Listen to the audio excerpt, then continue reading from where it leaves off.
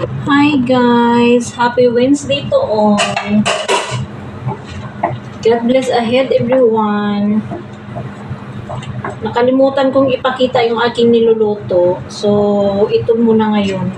Fast forward na lang tayo. Ang ating luto ngayon is chicken HP. Yan siya guys. Yung chicken HP natin, 1 kilo chicken. Sabihin ko na lang. Tapos ilagay ko na lang sa comment section kung paano ko ginawa ito. So, yun lang. Need natin ng 1 kilo chicken. Ikat natin ng pahaba. At need natin ng 2 ganito, krema. And then, need natin ng onion, garlic, chop, saka green chili, chop din. Mas magandang kung marami kayong onion na gagamitin. So, ang ingredients natin is ginisa ko yung manok. Minarinate ko muna siya sa chicken mixture or pwede nyo rin i-marinate sa lemon, salt, black pepper kung wala kayo chicken mixture. So, yan, minarinate ko ng mga about 5 to 10 minutes ganun. Tapos, ginisa ko siya sa sibuyas, bawang, green chili. Tapos, nilagay ko yung manok hanggang sa lumambot siya.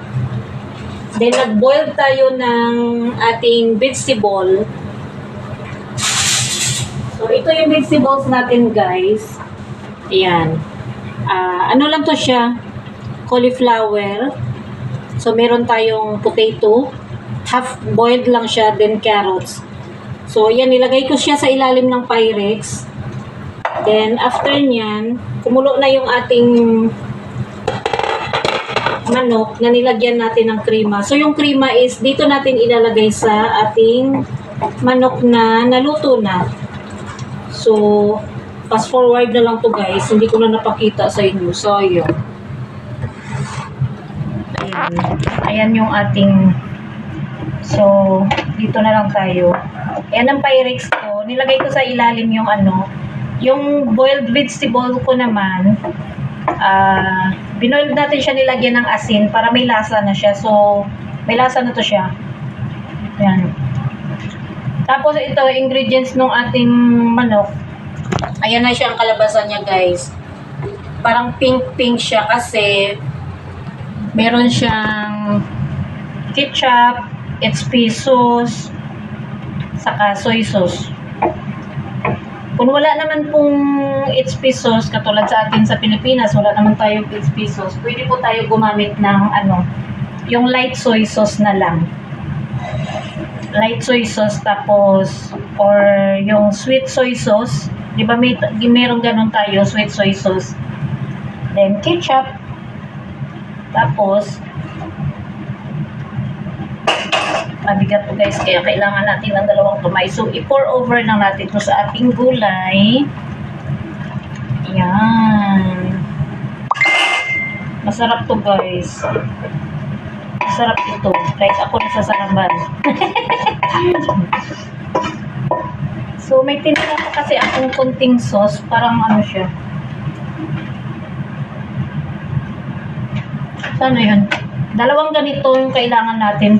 So, hindi ko kasi inubos kasi feeling ko marami. So, ubusin na natin. Kasi i-oven ko siya natin ng 30 minutes. Lagyan natin yan ng mozzarella sa taas. Tapos, i-oven natin, guys. So, tingnan nyo naman kasi pag nilagay ko na siya dito, kaya hindi ko inubos kasi feeling ko marami yung sauce niya. Kaya lang inano ko natin. Ganyan na siyang nangyari. So, may konting sauce dito sa ating kawali. Dinagdagan ko lang siya ng tinira ko na 1/4 sa lagayan na yan ng krema. Para medyo mula-mula din siya. So, ayan lang guys. So, mix-mix lang natin dyan. Pasensya na kayo sa aking ginawa. Fast forward na lang kasi hindi ko siya na video kanina. Ayan.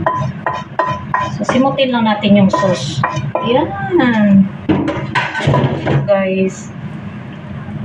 Ito yung masarap na niluluto ko.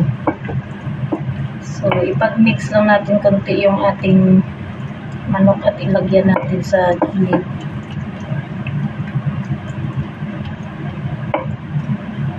Then, oven lang siya natin ng 30 minutes.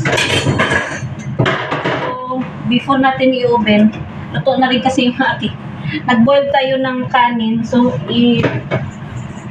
yun. In-steam ay tawag nito. Din-drain muna natin para matanggalan ng sapa.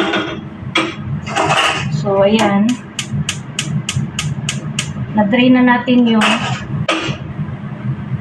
ibalik natin sa kawali. Kaya naging octopus na naman tayo ngayon, guys. Pasensya na. Naging octopus na naman ang ating kamay kapag ganyan ang ginagawa natin na sabay-sabay. So, hindi ko kasi alam kung yung amo ko lang kasi dito, alas 5 na nakain. Minsan yung amo kong lalaki is gabi na talagang tanghalian niya. So, nandito kasi yung dalawang apo dito kakain. So, kailangan maluto na natin ng alas 3. Kasi dito kakain yung dalawang apo. Hindi natin alam kung anong oras yan sila uwi mamaya. Walang masyadong sauce yung kabilang side. So, maghihati tayo ng sauce dito banda. At dito banda. Pero mag-mix naman yan sila pagdating sa oven. Kasi mag-boil naman siya. So, i-oven natin ng 30 minutes sa 180 degrees. Yun lang siya, guys. Tapos, mag-melt lang yan yung mag-melt lang yung ating ilalagay na mozzarella. So, yan. Saglit lang, guys. So, maglagay na tayo ng ating mozzarella. Kung maglagay tayo ng mozzarella, ay gagamit tayo ng ating gloves.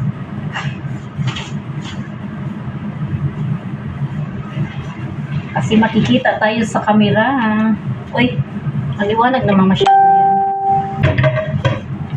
Dito tayo. Yan. Kasi masyado maliwanag yung ating ilaw. So, yan. Ganyan na siya, guys. Yung itsura niya, binuhos ko lang dyan yung chicken mixture na may sauce. Kaya yung ma-absorb na rin yan siya ng patatas, cauliflower, saka carrots. Then, mag-toppings lang tayo ng mozzarella. Gustong-gusto nila kainin to. Lahat naman pagkain nila, gustong-gusto nilang kainin eh. Ay, masyadong maano pa rin. Nakaano ata tayo sa ilaw. So, dito na lang siguro. Yan. Para medyo palikod tayo sa ilaw kasi masyadong maliwanag.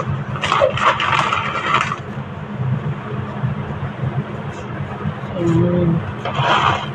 Ay, kasya pala mozzarella ako. Naglabas pa ako ng isang mozzarella kanina. So, tama lang yan para hindi natin kadamihan ng mozzarella kasi meron tayong oldies na kakain. So, enough na lang yan.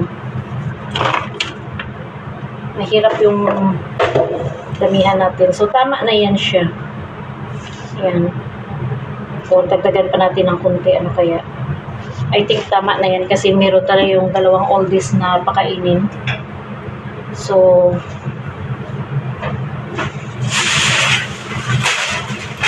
kasi may mozzarella para hindi dumikit sa ating foil, maglagay ako nito.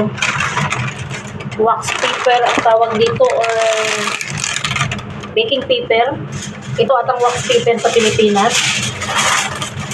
So, takpan niya natin siya, guys. Tapos, 30 minutes sa oven. Tapos, after nun, pwede na siyang i-serve. White rice lang yung i-serve or yung rice na may noodles, riceria. Ganun lang siya, guys. So, may option. Pwedeng white rice lang kasi may krema siya eh. So, mas maganda kung white rice lang. Or yung isang klase na may noodles. Yung may noodles kasi na ganyan lang siya kaliliit. So, ipa-brown lang yan siya. Tapos, ilagay yung kanin hanggang sa maluto na din siya. Lagyan ng sabaw, syempre. Hanggang sa maluto. Then, yan na siya. Ready to oven na ito. So, bago nyan, ilalagay na natin yung miniskal kung kanin.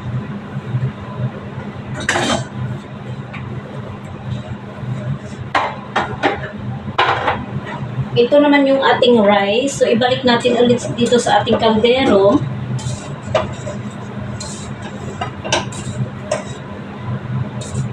White rice lang siya, guys. Pero maglalagay ako sa toppings niya ng saffron. Yung saffron powder.